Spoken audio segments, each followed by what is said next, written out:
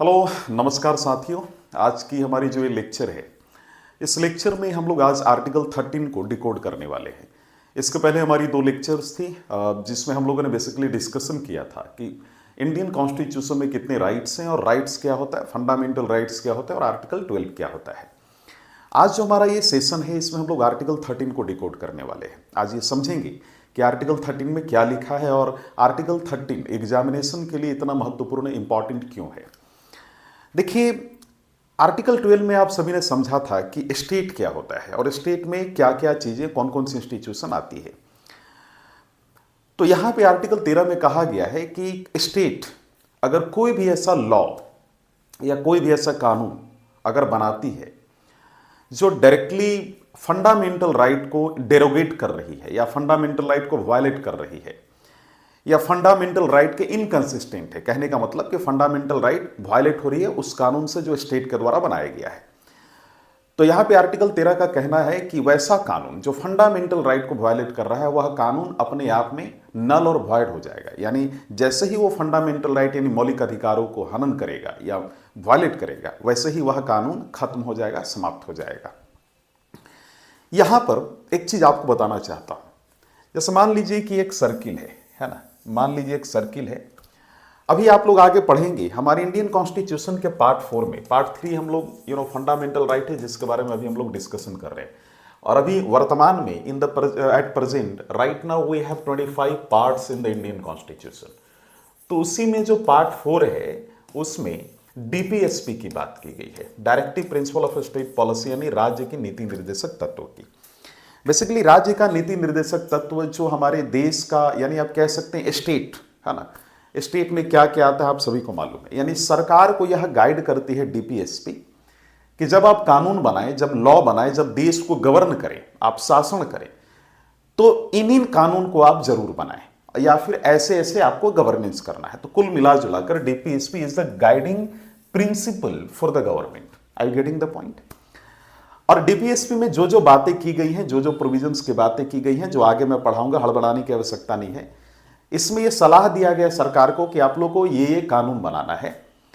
तो सरकार डीपीएसपी को फॉलो करके कानून बनाती है देश के लिए, देश के गवर्नेंस के इंस्टेंस में। तो यहां पर यह कहा गया है आर्टिकल 13 में कि जो सरकार है, जो गवर्नमेंट है, जो स्टेट है, उसको इस सर्किल के अंतर्गत रहकर डीपीएसपी को फॉलो करते हुए देश को गवर्न करना होगा।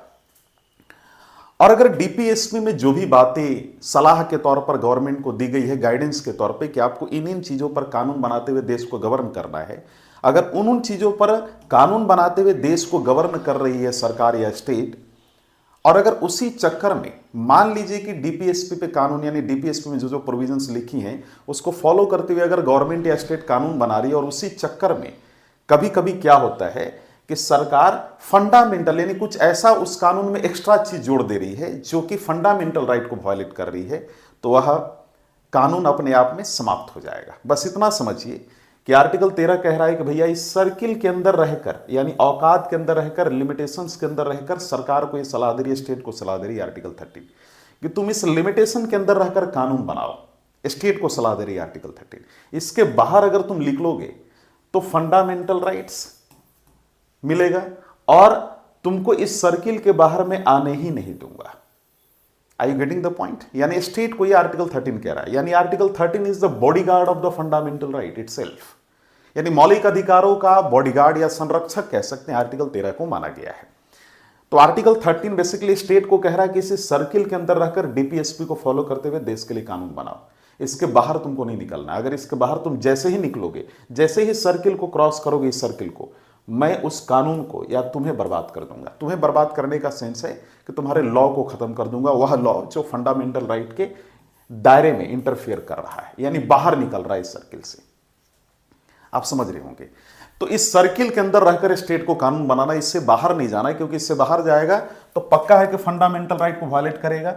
और जैसे ही इससे बाहर जाएगा, इस सर्किल जो है, यानी जो जिसको हम आर्टिकल 13 कह रहे हैं, इस सर्किल का जो लाइन है इसको आर्टिकल 13 कह रहे हैं। आर्टिकल 13 कहता है कि जैसे ही तुम बाहर निकलोगे मैं तुम्हें डिस्ट्रॉय कर दूंगा।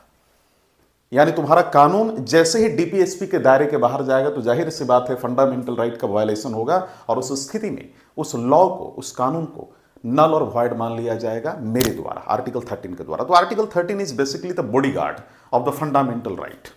आप समझ पा रहे होंगे। आर्टिकल 13 ये इंश्योर करता है कि कोई भी कानून अगर फंडामेंटल राइट को वायलेट कर रही है, हनन कर रही है, तो अपने आप में समाप्त हो जाए। आर्टिकल 13 में जुडिशियल रिव्यू के प्रिंसिपल की भी बात की गई है ना। जुडिशियल रिव्यू यानी न्यायिक समीक्षा, जुडिशियल रिव्यू के प्रिंसिपल की बात की गई है ना। Principle of judicial review.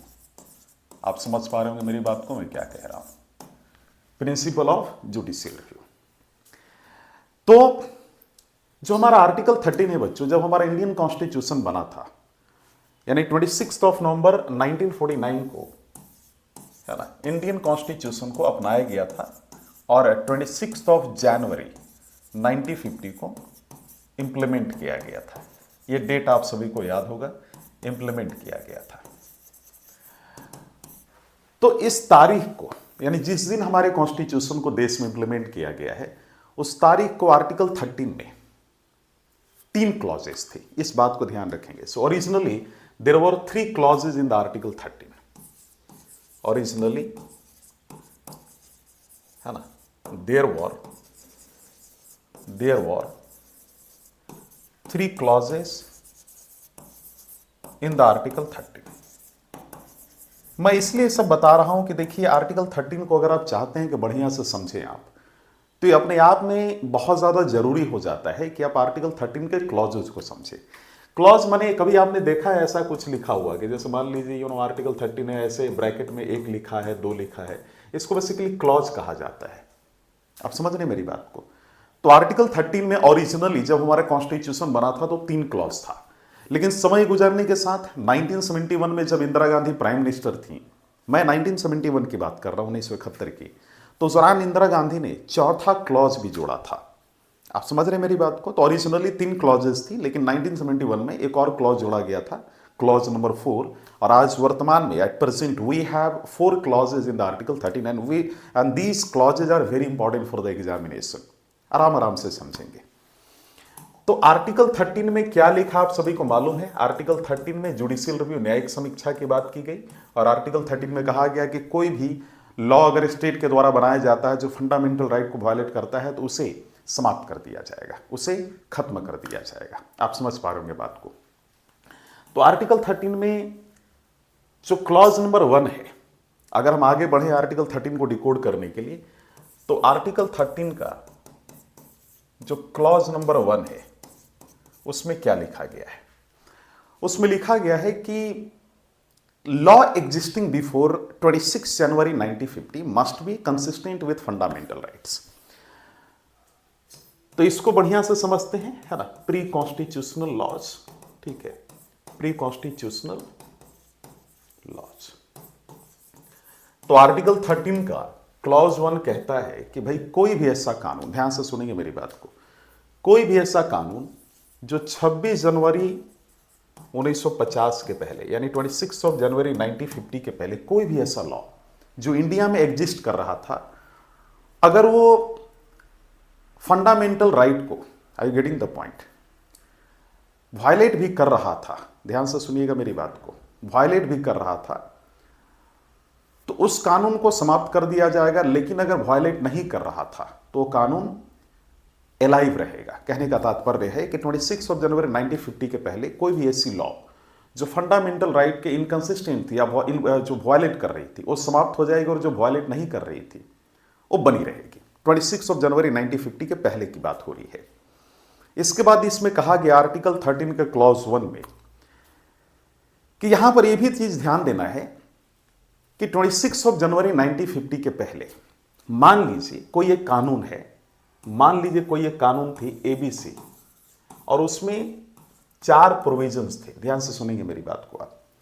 और इन चारों प्रोविजंस में से एक ऐसी प्रोविजन थी, कोई भी एक ऐसी प्रोविजन थी, या कोई भी 2 प्रोविजन थी, या कुछ प्रोविजंस थी जो बेसिकली फंडामेंटल राइट को वायलेट कर रही थी।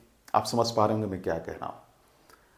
तो जो प्रोविजन, यानी उस कानून का जो 26 जनवरी 1950 के पहले अवेलेबल जो कानून है, जो लॉ है, उस लॉ का कुछ प्रोविजन जो फंडामेंटल राइट को वायलेट कर रहा था, वो कुछ प्रोविजंस या फ्यू प्रोविजंस वो खत्म हो जाएंगी और बाकी का जो रिमेनिंग प्रोविजन है जो फंडामेंटल राइट के सपोर्ट में है, जो वायलेट नहीं कर रही है, वो बनी रहेंगी। इसका सीधा मतलब यह हुआ कि कोई भी कानून जो 26 ऑफ जनवरी 1950 के पहले अवेलेबल है, जो बना हुआ है ना, जो गवर्नमेंट के द्वारा, इंडियन गवर्नमेंट के द्वारा जो बनाया गया है, और उस कानून में कुछ प्रोविजन अगर मान लीजिए फंडामेंटल राइट को वायलेट कर रही है तो वो कुछ प्रोविजन खत्म हो जाएंगी। जैसे मान लीजिए खत्म हो जाएगा, इसको नल वॉइड मान लिया जाएगा। और मान लीजिए कि दो ऐसे लॉ हैं, माफ कीजिए, दो ऐसे प्रोविजन हैं इस कानून के जो सपोर्ट कर रहे हैं फंडामेंटल राइट्स को, जो वायलेट नहीं कर रहे हैं, उनको माना जाएगा, वो मान्य होंगे। यानी कि कानून तो बना रहेगा लेकिन उस कानून में वैसे प्रोविजंस खत्म हो जाएंगे जो फंडामेंटल राइट्स को वायलेट कर रहे थे, और वो प्रोविजंस बने रहेंगे उस कानून में जो फंडामेंटल राइट को वायलेट नहीं कर रहे थे। ये क्लियर करने की आवश्यकता है। आपको समझ में आ गया होगा मैं क्या कहने का प्रयास कर रहा हूं। तो ये बेसिकली आर्टिकल 13 के क्लॉज 1 में लिखा गया है।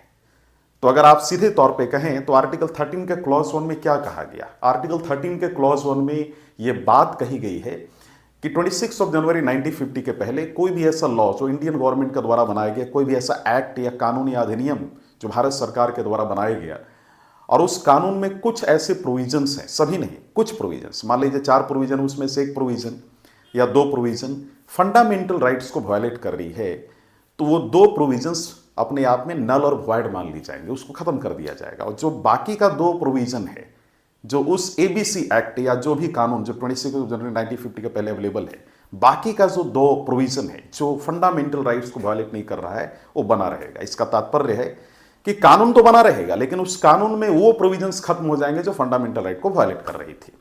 समझ गए होंगे आप। तो ये आर्टिकल 13 के क्लॉज 1 में ये बात की गई है। उसी प्रकार आर्टिकल 13 का हमारा जो क्लॉज 2 है, चूंकि हमने अभी तुरंत बात की है कि जो ओरिजिनली हमारे इंडियन कॉन्स्टिट्यूशन में 3 क्लॉजेस थी आर्टिकल 13 में, और ओवर द टाइम 1971 में 4 क्लॉजेज हो गई आर्टिकल 13 में, and at present we have 4 clauses in the article 13। अब ये जो हमारा आर्टिकल 13 का क्लॉज 2 है, इसमें पोस्ट कॉन्स्टिट्यूशनल लॉज की बात की गई है। पोस्ट कॉन्स्टिट्यूशनल लॉज की बात की गई है। अच्छा, मैं जब आर्टिकल 13 का क्लॉज 1 डिस्कशन कर रहा था तो उसमें मैंने एक टर्म लिखा था प्री कॉन्स्टिट्यूशनल। तो जब हमारा कॉन्स्टिट्यूशन अडॉप्ट किया गया था 26 ऑफ जनवरी 1950, तो उसके बाद के जो लॉ होती हैं या उसके बाद के टाइम को हम लोग प्री कॉन्स्टिट्यूशनल एरा या प्री कॉन्स्टिट्यूशनल टाइम के तौर पे जानते हैं। जब हमारा कॉन्स्टिट्यूशन अडॉप्ट कर लिया गया, लागू कर दिया गया 26 ऑफ जनवरी 1950 को, तो इसके बाद हम लोग पोस्ट कॉन्स्टिट्यूशनल एरा के नाम से जानते हैं। ये चीज़ याद रखेंगे आप। आर्टिकल 13 का क्लॉज 2 कहता है कि जो पार्लियामेंट है सेंटर का, जो स्टेट लेजिस्लेचर है, कोई भी ऐसा कानून नहीं बना सकती है जो फंडामेंटल राइट्स को वायलेट करती हो। अगर ऐसी कानून पार्लियामेंट और स्टेट लेजिस्लेचर बनाती है तो वह कानून को नल और वॉइड माना जाएगा, उसको डिक्लेयर किया जाएगा कि वह कानून नल और वॉइड है, यानी अमान्य उसको डिक्लेयर कर दिया जाएगा, अमान्य घोषित कर दिया जाएगा। ये आर्टिकल 13 के क्लॉज 2 में लिखा गया है। ध्यान से समझिएगा जो मैं कह रहा हूं। इसके बाद हमारा आता है आर्टिकल 13, है ना। इसके बाद आता है आर्टिकल 13 का क्लॉज 3। इसमें क्या बात की गई? आर्टिकल 13 के क्लॉज 3 में कहा गया है कि भैया लॉ का डिफिनेशन क्या होगा, what is the definition of law, है ना। क्योंकि मैं बार बार आपने देखा होगा, मैं बार बार ये कह रहा हूं, कोई भी ऐसा कानून, कोई भी ऐसा लॉ जो पार्लियामेंट या स्टेट लेजिस्लेचर बनाती है या स्टेट बनाती है, जो आर्टिकल 12 के डिफिनेशन में जिस स्टेट की बात की गई है, अगर वो कोई भी लॉ बनाती है जो फंडामेंटल राइट को डिस्ट्रॉय कर रही है या फिर डेरोगेट कर रही है या फिर वायलेट कर रही है, तो वो लॉ अपने आप में समाप्त हो जाएगा। तो ये जो लॉ है, ये लॉ क्या है, इस लॉ के डिफिनेशन को भी समझेंगे। तो आर्टिकल 13 के क्लॉज 3 में लॉ के डिफिनेशन को एक्सप्लेन किया गया है, बताया गया है, डिफाइन किया गया है। तो डिफिनेशन ऑफ, है ना, definition of article 30 law, article 13 में जो लॉ की जो बात की गई उसके बारे में बोल रहा हूं। तो definition of law, are you getting the point? So law के डिफिनेशन में आर्टिकल 13 के क्लॉज 3 में कहा गया कि लॉ माने ऑर्डिनेंसेस। आप समझ पा रहे हैं मेरी बात को कि अगर लॉ कहा जा रहा है तो इसका मतलब ऑर्डिनेंस, और ऑर्डिनेंस क्या होता है ये भी आपको समझाता हूं मैं।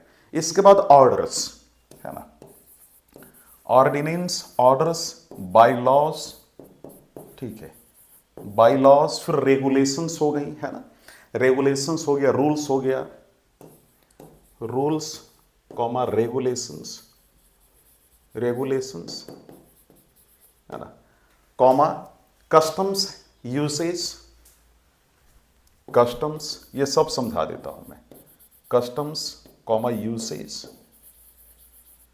एंड ऑल अदर है ना, ऑल अदर फॉर्म ऑफ, ध्यान से सुनेंगे आप, ऑल अदर फॉर्म ऑफ है ना, all other form of legal authority, legal authority, ध्यान से समझिएगा। तो आर्टिकल 13 के क्लॉज 3 में लॉ के डिफिनेशन के बारे में लिखा गया है, यानी लॉ को डिफाइन किया गया है। लेकिन सवाल ये खड़ा होता है कि सर इसमें जो आपने कुछ टर्म्स आपने लिखा है, जैसे ऑर्डिनेंसेस, ऑर्डर्स, बाई लॉज, ये है क्या बेसिकली, जिन्हें आप लॉ कह रहे हैं। आर्टिकल 13 के क्लॉज 3 में जिसको लॉ कहा गया, इन सभी चीज़ों को कि लॉ में ये सारी चीज़ें आएंगी, वो बेसिकली है क्या, इन सभी को थोड़ा समझाइए। तो मैं चाहता हूं कि ऊपर से मैं आर्टिकल 13 क्लॉज 2 को मिटा दूं, सो दैट कि मुझे स्पेस मिल जाए आपको समझाने के लिए। तो आप सभी को मालूम है कि जब हम अपने पार्लियामेंट की बात करते हैं, ठीक है, तो पार्लियामेंट की सेशन 3 होती है साल में, ठीक है। तो ये फॉर्मूला याद रखिएगा, 12 महीने होते हैं, फरवरी, मार्च, अप्रैल, मई, यानी फरवरी टू मई आपका जो है बजट सेशन है, बजट सेशन का टाइम है ना, बजट सेशन, ठीक है, कॉमा। इसके बाद 1 महीने का हॉलीडे ले लीजिए, छुट्टी ले लीजिए, तो जून हो गया, फिर जुलाई से शुरू होगा, जुलाई, अगस्त, सितंबर है ना, टू सितंबर, इसको बोलते हैं मॉनसून सेशन, ठीक है, मॉनसून सेशन। ये 3 महीने पार्लियामेंट की सिटिंग होगी, ठीक है, मॉनसून सेशन।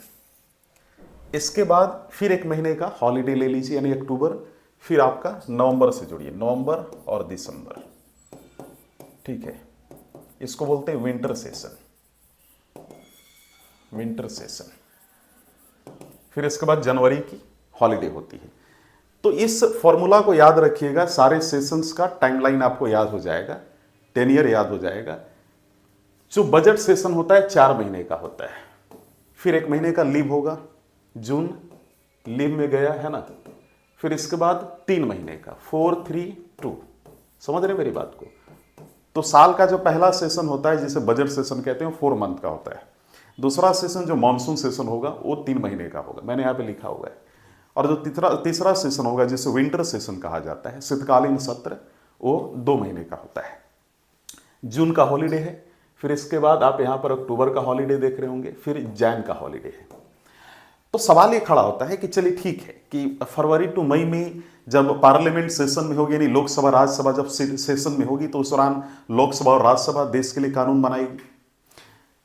जब जब सेशन में होगी, चाहे बजट सेशन हो, मानसून सेशन हो, विंटर सेशन हो, इस दौरान पार्लियामेंट कानून बनाएगी, यानी लोकसभा और राज्यसभा बनाएगी। लेकिन जब हॉलीडे हो पार्लियामेंट का, लोकसभा राज्यसभा का जब हॉलीडे पीरियड चल रहा हो, जैसे जून, अक्टूबर और जनवरी, इस दौरान देश के लिए कौन कानून बनाएगा? इस दौरान जो देश के लिए कानून बनाएगा, जो लॉ बनाएगा, क्योंकि इस दौरान लोकसभा राज्यसभा अभी सेशन में नहीं है, तो भाई 3 महीने कौन कानून बनाएगा? तो ये 3 महीने जो कानून बनाएगा वो प्रेसिडेंट होता है।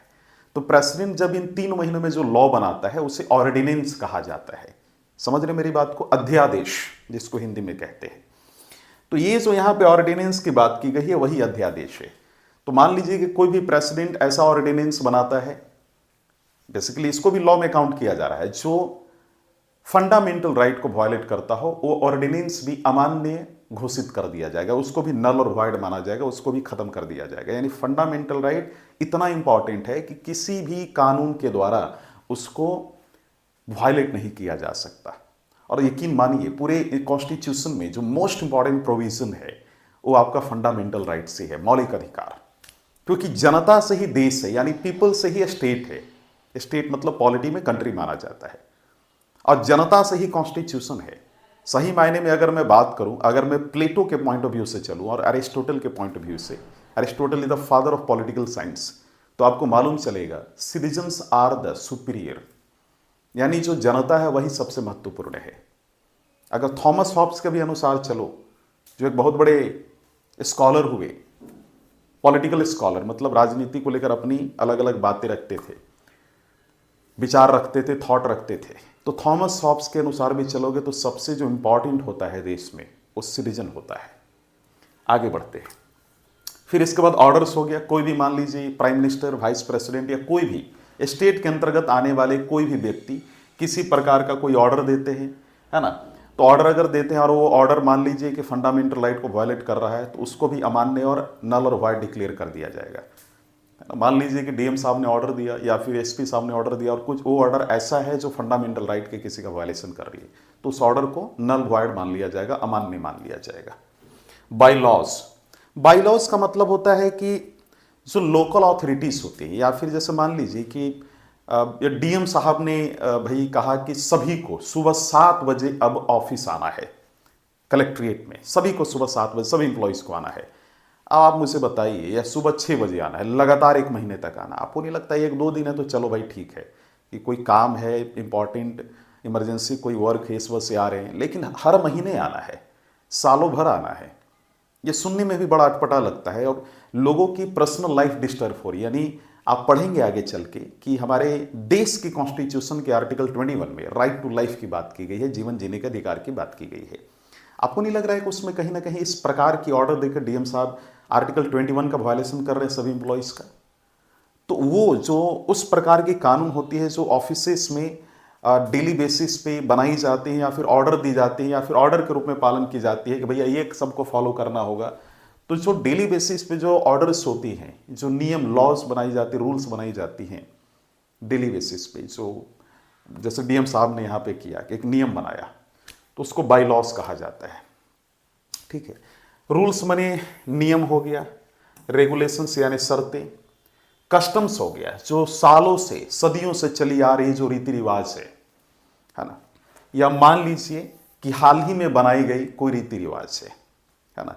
जैसे हमारे घरों में होता है ना कि भाई हम लोग, अक्सर आपने सुना होगा कि हमारे यहाँ तो सारी जो बच्चे हैं शाम के 7 बजे तक आ जाते हैं, ये शुरू से ही हमारे यहाँ चला रहा है। अक्सर आपने इस प्रकार का स्टेटमेंट सुना होगा कि हमारे यहाँ के तो बच्चियाँ भाई साहब ज़्यादातर बोलती नहीं हैं, बड़ा एकदम जो है संस्कार में रहती हैं। ये हमारे यहाँ का मतलब आप समझ रहे हो ना कि ये कहीं ना कहीं ये कोई पुरानी परंपरा नहीं है, लेकिन हाँ कुछ वर्षों से ये चीज़ें लागू हैं उस घर में कि भाई हमारे यहाँ के तो मतलब जो है हर आदमी आपको शिष्टाचार यानी एटिक्वेट फॉलो करने वाले मिलेंगे। यानी हमारे यहाँ जब भी कोई आता है तो उसे हम खाना जरूर खिलाते हैं।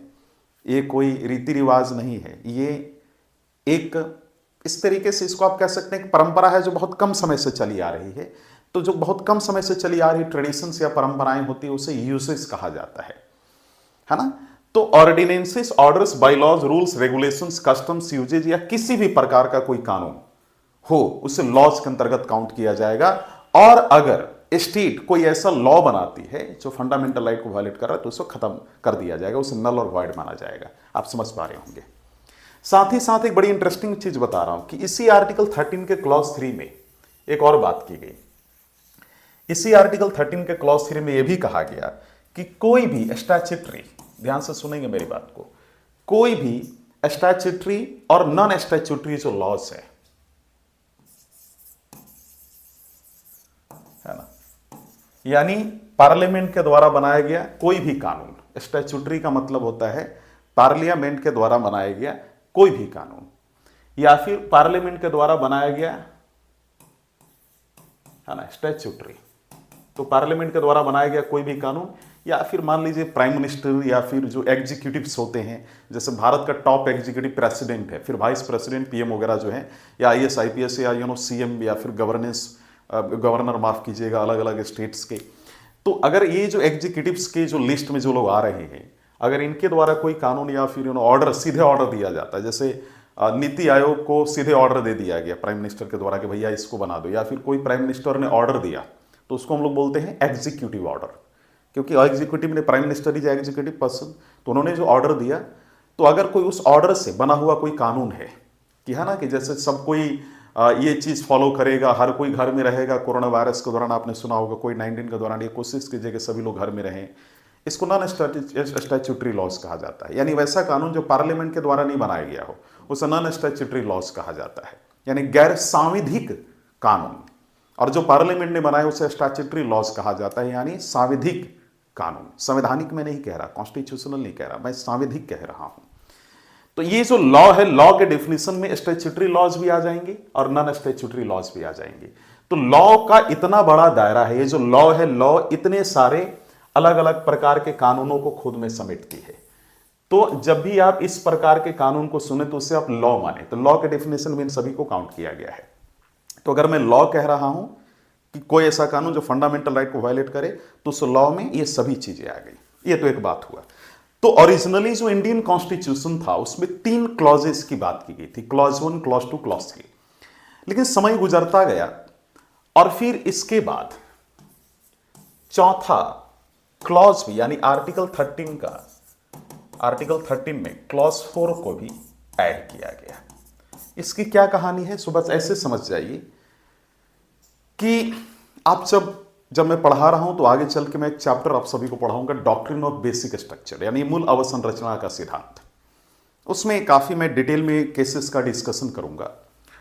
बस अभी इतना समझिए कि 1951 में एक केस हुआ था। बिहार के ही एक बहुत बड़े जमींदार थे शंकरी प्रसाद, उन्होंने भारत सरकार के खिलाफ केस किया था। अच्छा, इसके बारे में डिटेल में हम लोग पढ़ेंगे। इस केस को शंकरी प्रसाद केस कहा जाता है। क्या कहा जाता है? शंकरी प्रसाद केस। आराम आराम से समझेंगे और बहुत सारी चीजें मुझे बतानी है, बस बहुत ही स्ट्रक्चर्ड वे में आप सभी को बता रहा हूं। तो 1951 में शंकरी प्रसाद केस, और वैसे ही एक पंजाब के एक बहुत बड़े जमींदार लैंड ऑनर थे जिनका नाम था गोलकनाथ, है ना, जिन्होंने पंजाब सरकार के खिलाफ 1967 में केस किया था। सुप्रीम कोर्ट में उस केस की सुनवाई हुई थी। ध्यान से सुनेंगे आप मेरी बात को। तो 1967 का गोलकनाथ केस, है ना, गोलकनाथ केस। और मैं आपको बताना चाहता हूं कि 1967 में देश के जो प्राइम मिनिस्टर हैं इंदिरा गांधी हैं। तो बस ऐसे समझ जाइए कि 1967 में शंकरी प्रसाद, 1951 ही ले लेते हैं, तो जब नेहरू उस दौरान प्राइम मिनिस्टर थे, तो नेहरू ने जब देश के डेवलपमेंट के लिए, चूंकि बड़ी लंबी स्टोरी है, इसके बारे में कभी और डिस्कशन करेंगे जब मैं आप सभी को बताऊंगा, आर्टिकल 31 को एक्सप्लेन करूंगा। और साथ ही साथ जब मैं डॉक्ट्रिन ऑफ बेसिक स्ट्रक्चर जो एक अलग चैप्टर उसको समझाऊंगा, तो आपको समझ में आएगा कि शंकरी प्रसाद केस क्या था, गोलकनाथ केस क्या था। बस इतना समझिए कि शंकरी प्रसाद केस या फिर गोलकनाथ केस की स्पेशली मैं बात करूंगा। गोलकनाथ केस की जब सुनवाई कर रही थी सुप्रीम कोर्ट, तो सुप्रीम कोर्ट ने एक बात कहा था कि जो पार्लियामेंट है कोई भी ऐसा कानून नहीं बनाएगी जो फंडामेंटल राइट का वायलेशन करती हो। और साथ ही साथ आप सभी को एक चीज और बताना चाहता हूं कि संविधान में अगर कोई भी बदलाव करना होता है ना बच्चों, किसी भी प्रकार की अगर बदलाव करना, कोई भी बदलाव, अमेंडमेंट, चेंजेस करना है, तो पार्लियामेंट को, देश में कई ऐसे इंस्टीट्यूशन है जो ये अमेंडमेंट कर सकती है, बदलाव कर सकती है कॉन्स्टिट्यूशन में, और उस इंस्टीट्यूशन का नाम है पार्लियामेंट। तो पार्लियामेंट ही केवल एक मात्र ऐसी संस्था है देश में जो आपके कॉन्स्टिट्यूशन में अमेंडमेंट कर सकती है, बदलाव कर सकती है। और उस पार्लियामेंट को हमारे देश की कॉन्स्टिट्यूशन का आर्टिकल 368 पावर देता है कि पार्लियामेंट देश के कॉन्स्टिट्यूशन में बदलाव कर सकती है। और ये आर्टिकल 368 में कॉन्स्टिट्यूशनल अमेंडमेंट एक्ट, यानी संवैधानिक संशोधन अधिनियम की बात की गई है। तो आर्टिकल 368 पार्लियामेंट को कहती है कि तुम पार्लियामेंट में कॉन्स्टिट्यूशनल अमेंडमेंट एक्ट लाकर तुम कॉन्स्टिट्यूशन में बदलाव कर सकते हो। और एक तरीके से देखा जाए तो यह पार्लियामेंट की ताकत है आर्टिकल 368। तो यहां पर गोलकनाथ केस 1967 में बहुत बड़ी जजमेंट दी गई थी, लेकिन इस इंस्टेंस में मैं यही कहूंगा कि 1967 में जब इस केस की सुनवाई सुप्रीम कोर्ट कर रही थी, तो सुप्रीम कोर्ट ने कहा कि आर्टिकल 368 का उपयोग करके जो पार्लियामेंट है वो फंडामेंटल राइट्स में बदलाव नहीं कर सकती है। क्यों? क्योंकि आर्टिकल 368 में कॉन्स्टिट्यूशनल अमेंडमेंट एक्ट की बात की गई है। ध्यान से सुनेंगे आप मेरी बात को। और ये जो कॉन्स्टिट्यूशनल अमेंडमेंट एक्ट है, ये भी लॉ के अंतर्गत काउंट होता है। जो आर्टिकल 13 का जो लॉ था उसके अंतर्गत काउंट होता है। तो जैसे ये बात इंदिरा गांधी ने 1967 में सुनी, वो गुस्से में आ गई। उन्होंने बोला कैसे कैसे हो सकता, तब तो हमारा कोई पावर ही नहीं बचा फंडामेंटल राइट को लेकर। तो इंदिरा गांधी ने पार्लियामेंट से एक कानून पास किया था, 24th कॉन्स्टिट्यूशनल अमेंडमेंट एक्ट 1971।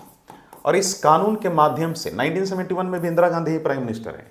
तो 1971 में जब ये कानून इंदिरा गांधी ने लाया, तो इस कानून के माध्यम से इंदिरा गांधी ने एक ही बात कहा कि भाई ऐसा है कि जो ये आपने गोलकनाथ केस में कहा था ना, एक चीज और बताना चाहता हूं कि गोलकनाथ केस को डिटेल में पढ़ो। हम क्या करते हैं कि सिर्फ एक दो लाइन हमने बुक में देखा, लक्ष्मीकांत में या कहीं सुन लिया, तो हम सोचते कि नहीं नहीं भैया यही जजमेंट है। Try to decode the Golaknath case. आप समझ रहे हो मेरी बात को? तो इंदिरा गांधी ने गोलकनाथ केस के जवाब में 24th CA 1971 पास किया था, पारित किया था पार्लियामेंट से। और 24वां संविधान संशोधन अधिनियम 1971, यानी 24वां बार बदलाव हो चुका था अब तक 1971 में संविधान का 24वां टाइम ही आ रहा था। इसके बाद, इसके पहले नेहरू ने भी काफी बदलाव किया है, लाल बहादुर शास्त्री के दौरान भी हुआ। तो 24th कॉन्स्टिट्यूशनल अमेंडमेंट एक्ट 1971, जब ये कॉन्स्टिट्यूशनल अमेंडमेंट एक्ट लाया गया, इस कॉन्स्टिट्यूशनल अमेंडमेंट एक्ट लाकर इंदिरा गांधी ने ये सुप्रीम कोर्ट को बताया कि जो टर्म लॉ है आर्टिकल 13 में, इसमें कॉन्स्टिट्यूशनल अमेंडमेंट एक्ट नहीं आता है। यानी लॉ के डेफिनेशन में कॉन्स्टिट्यूशनल अमेंडमेंट एक्ट नहीं आता है। और आर्टिकल 13 में कहा गया है कि कोई भी लॉ अगर फंडामेंटल राइट को वायलेट करती है तो नल वॉइड या उसको खत्म मान लिया जाएगा, खत्म कर दिया जाएगा। लेकिन यहां पे इंपॉर्टेंट बात तो यह है कि जो आर्टिकल 13 का लॉ है उसमें कॉन्स्टिट्यूशनल अमेंडमेंट एक्ट आता ही नहीं है। तो इसका तात्पर्य यह हुआ कि मैं as a prime minister parliament के द्वारा मैं कोई भी कॉन्स्टिट्यूशनल अमेंडमेंट एक्ट लाकर फंडामेंटल राइट में बदलाव कर सकती हूं। और आर्टिकल 13 उस कॉन्स्टिट्यूशनल अमेंडमेंट एक्ट को खत्म नहीं कर सकता है, क्योंकि लॉ के डिफिनेशन में तो आता ही नहीं है कॉन्स्टिट्यूशनल अमेंडमेंट एक्ट। और इसी पर्टिकुलर कॉन्स्टिट्यूशनल अमेंडमेंट एक्ट के जरिए ये सारी बातें बताते हुए इंदिरा गांधी जी ने आर्टिकल 13 में क्लॉज 4 को ऐड किया था। तो अगर सीधे तौर पे कहा जाए तो आर्टिकल 13 में क्लॉज 4 को 24th कॉन्स्टिट्यूशनल अमेंडमेंट एक्ट 1971 के तहत ऐड किया गया था, जिसमें कहा गया था कि कॉन्स्टिट्यूशनल अमेंडमेंट एक्ट लॉ के अंतर्गत नहीं आता है और parliament by using the article 368 constitution के किसी भी हिस्से में बदलाव कर सकती है, इवन द फंडामेंटल राइट में बदलाव कर सकती है। और अगर मैं आर्टिकल 368 कह रहा हूं तो इसका मतलब है कि कॉन्स्टिट्यूशनल अमेंडमेंट एक्ट की बात कर रहा हूं मैं। तो ये था बच्चों आपका आर्टिकल 13। सीधे तौर पे कहें तो आर्टिकल 13 में अगर इन सभी क्लॉजेस को आप पढ़ रहे हैं तो ठीक है, लेकिन अगर आप एक लाइन में आप समझना चाहें कि आर्टिकल 13 में क्या लिखा है, तो आर्टिकल 13 में कहा गया है कि कोई भी लॉ अगर फंडामेंटल राइट का वायलेशन करती है तो लॉ नल और वॉइड मान लिया जाएगा। यानी स्टेट के द्वारा बनाया गया, जो आर्टिकल 12 में जिस स्टेट के डिफिनेशन की बात की गई है, तो आर्टिकल 12 के स्टेट के द्वारा बनाया गया कोई भी लॉ है ना, अगर वो फंडामेंटल राइट को वायलेट करती है तो वह लॉ अपने आप में नल और वॉइड मान लिया जाएगा। और साथ ही साथ इसी आर्टिकल 13 में मैंने आप सभी को बोला था कि जुडिशियल रिव्यू की बात की गई है। तो आर्टिकल 13 को तो मैंने समझा दिया, लेकिन एक सवाल खड़ा होता है कि सर आपने अभी कहा कि आर्टिकल 13 में जुडिशियल रिव्यू की बात की गई, न्यायिक समीक्षा, तो ये जुडिशियल रिव्यू होता क्या है सर? बच्चों बस ऐसे समझ जाओ कि स्टेट के द्वारा और पार्लियामेंट के द्वारा, स्टेट अगर मैं कह रहा हूं तो आर्टिकल 12 का स्टेट कह रहा हूं, उसकी डिफिनेशन आपको मालूम है। तो आर्टिकल 12 के द्वारा या पार्लियामेंट के द्वारा बनाया गया कोई भी कानून को जब सुप्रीम कोर्ट ये चेक करती है कि वह कानून कॉन्स्टिट्यूशनल लिमिटेशंस में है कि नहीं, या फिर वो जो कानून पार्लियामेंट के द्वारा बनाया गया वह कानून कॉन्स्टिट्यूशन के अंतर्गत आता है कि नहीं आता है, तो जब ये चेक करती है सुप्रीम कोर्ट तो उसे कहते हैं हम जुडिशियल रिव्यू।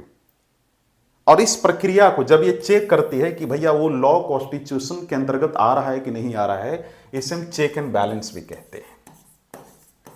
यानी जब भी सुप्रीम कोर्ट पार्लियामेंट के द्वारा बनाए गए किसी लॉ का चेक एंड बैलेंस करती है तो हम कहते हैं कि सुप्रीम कोर्ट जुडिशियल रिव्यू कर रही है, इसे हम न्यायिक समीक्षा कहते हैं। अब आपको समझ में आ गया होगा कि बेसिकली आर्टिकल 13 है क्या। तो आर्टिकल 13 में जुडिशियल रिव्यू की बात की गई और ये कहा गया कि कोई भी लॉ अगर फंडामेंटल राइट का वायलेशन करता है तो उसे समाप्त कर दिया जाएगा। आज के लिए इतना ही।